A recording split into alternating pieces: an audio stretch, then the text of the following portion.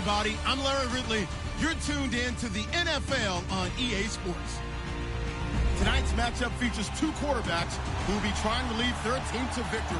It's Bortles' Jaguars going up against Wilson Seahawks. Larry, EA Sports coverage of the NFL brings us to the Evergreen State and CenturyLink Field in Seattle, Washington. These folks love their football in Seattle. This was the scene a moment ago as the home squad came out of the tunnel, and it was just absolutely deafening in this building. They're set for football, so are we, as the Seahawks get set to match up with the Jacksonville Jaguars.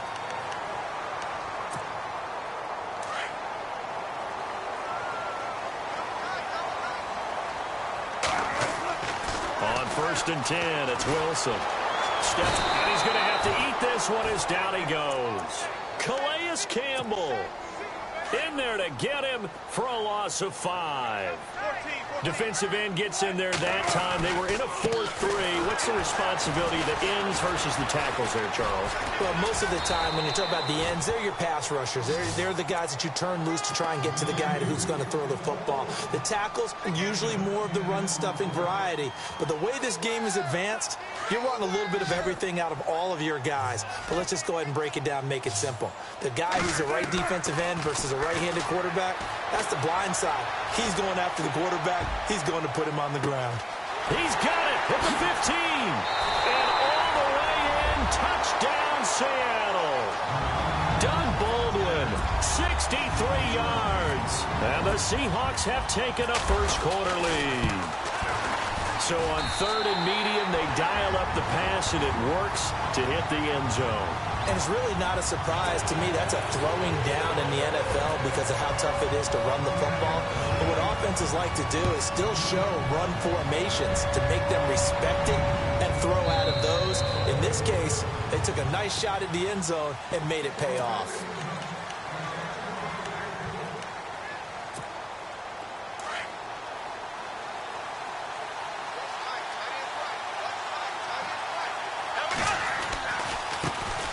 They'll start out on the ground. It's Leonard Fournette, and he'll fight forward to about the 27-yard line.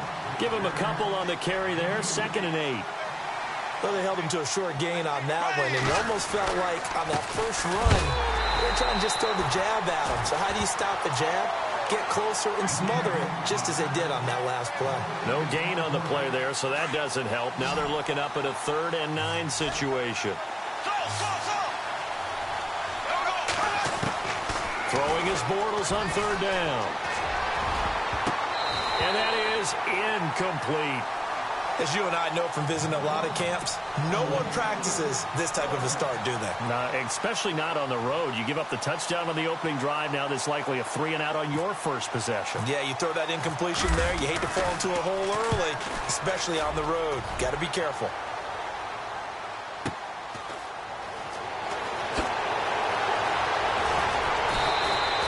A big kick there. We'll call it 56 yards on the punt. And it'll be Seahawk football, 1st and 10.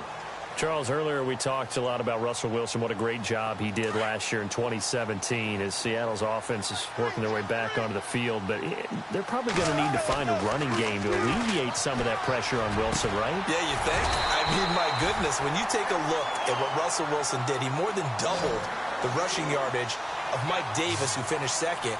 And Mike Davis didn't begin the year on Seattle's roster. They went through a number of runners this season, none of them that fit and really hit. Chris Carson, they thought was going to be the guy who got hurt early in the year, but they definitely have to find a running game and get back to playing that Seattle football of run first and let Russell Wilson take over from there. Wilson, and an alley to run. The rushing numbers for Wilson maybe down from earlier in his career, but he's still a threat to go, showing it there, picking up the 1st down.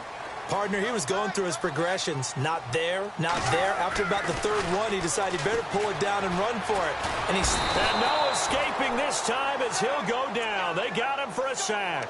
Yannick Ngakoue in there to sack him for a loss of 6. Now before this 2nd down play, we'll get whistles and a timeout. They'll have 2 remaining as we step aside here in this 1st quarter.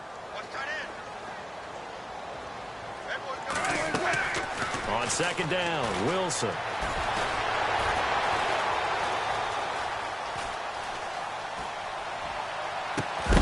And incomplete there. A nice hit. Jars the ball free and brings up third down. And Charles, got to like what this defense has been able to do these last couple of plays. Yeah, they get the sack on first down, then they force the incomplete pass.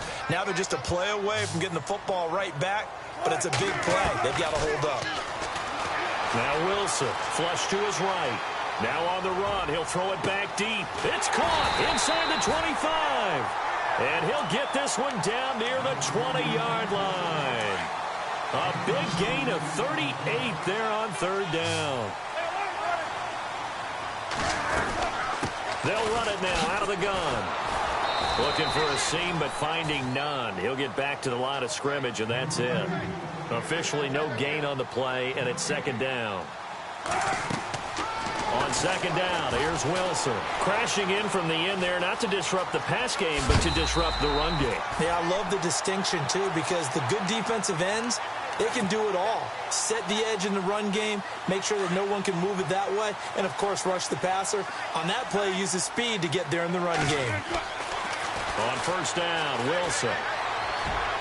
Throwing over the middle, but it's incomplete. Jimmy Graham, the intended receiver. And it's second down. Those throwing windows get a lot tighter near the end zone, don't they? And here's the thing. You already probably have 3 points in your hip pocket. You force a throw here and give up an interception, you come away with nothing. Especially tough in the middle. And he's got the big tight end, Graham. Touchdown, Seattle. Jimmy Graham. A 12-yard touchdown grab. And the Seahawks add on to their lead. And it's good to make it 14-0.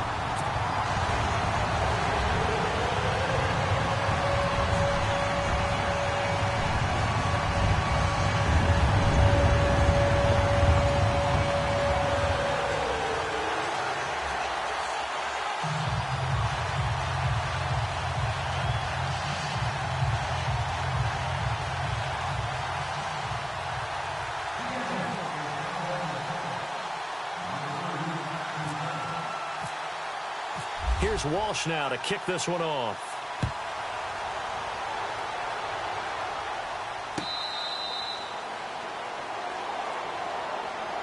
And now out come the Jags. Already down 2 touchdowns here in the first half. This becomes a pretty important drive, doesn't it? It certainly does, and a lot of teams script plays. We know that, right? They have a script to start the ball game, and typically those scripts go between 12 and 24, 25 plays.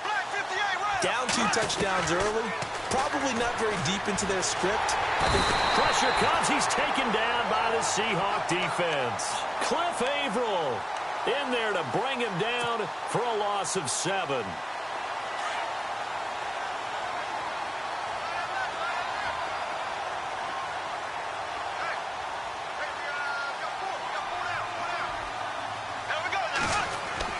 Bortles to throw on second down. And the hit jarred it loose. It's incomplete.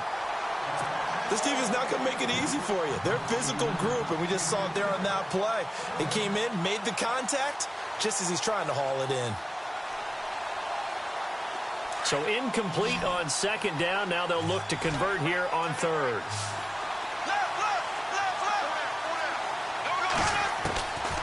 To throw, it's Bortles. And he is going to be hit and taken down. Bortles sacked. Cliff Averill in there to get him for his second sack of the night. Here's Brad Nordman now as the drive goes backwards, so he's on to punt it away. He gets this one away, and boy, it's another boomer.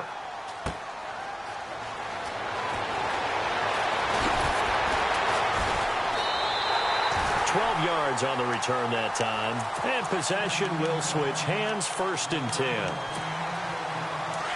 So the D-line's going to spread out.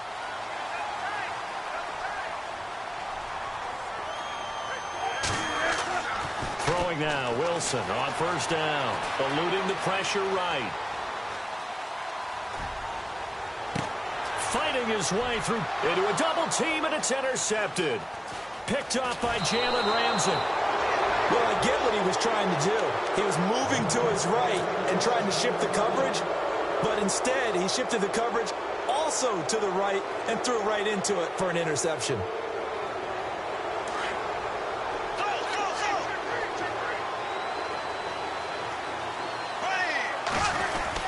They begin with a run by Fournette, and he'll be taken down just shy of midfield. It's a 6-yard gain on the ground, and that'll make it 2nd and 4. Well, you're down early. How do you get back in the game? Maybe establish the run. I think they're trying to do that. Now, I'm with you on that one, and what I like about the message is that there's no panic from the head coach. He's already told his offensive coordinator, let's run the football, let's get things settled down a little bit and find our way back into this game.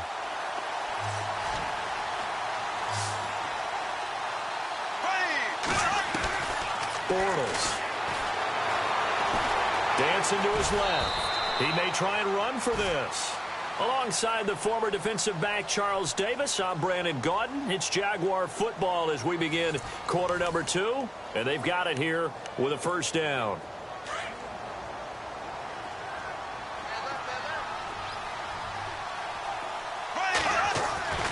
Now they'll throw it. Bortles completes it to Hearns. And this time he's able to take it down to the 42. That throw good for 4.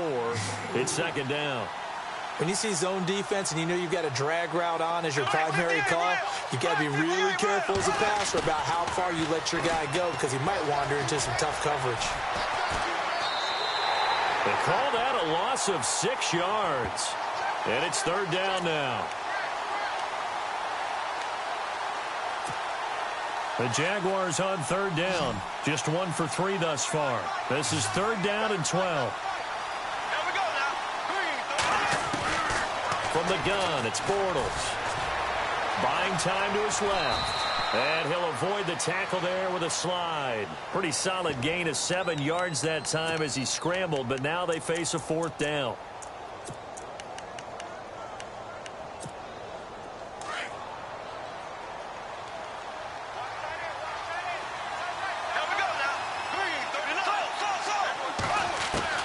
Bortles going to go on 4th down. And no escaping this time as he'll go down. They got him for a sack. Cliff Averill bringing the pressure again, and that is his 3rd sack here tonight. The Seahawks offense now, they get ready to come back onto the field. And last time, 1-play interception, so this offense, they should be fresh.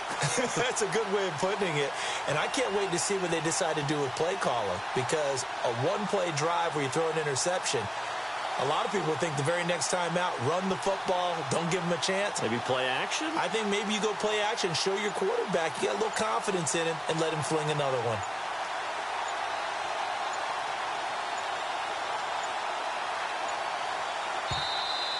Play clock down to 0, and this is not the way to start a drive. And that'll be accepted, of course, and that moves him back 5.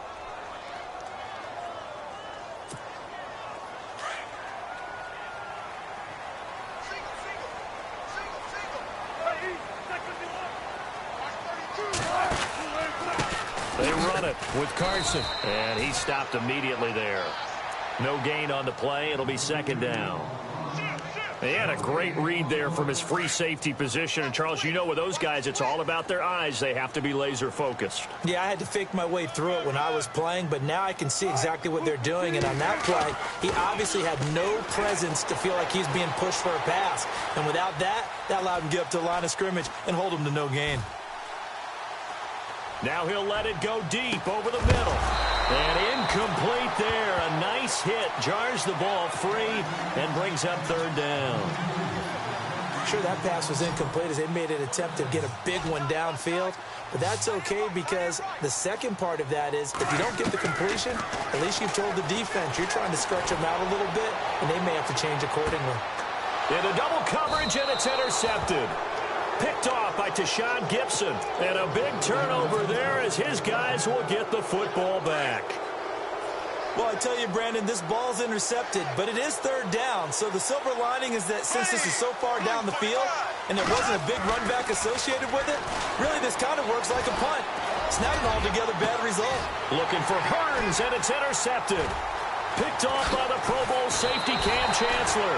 And he is going to get this one back to the 20-yard line.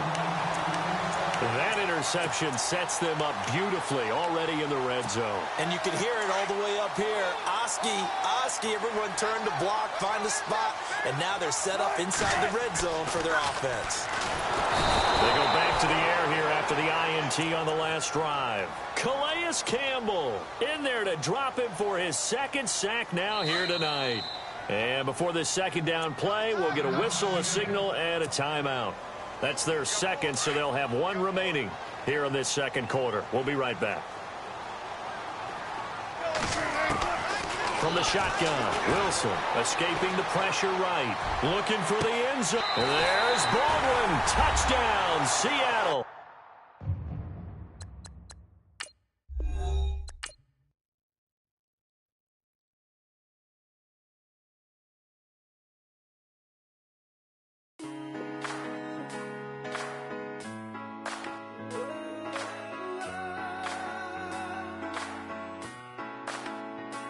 I've been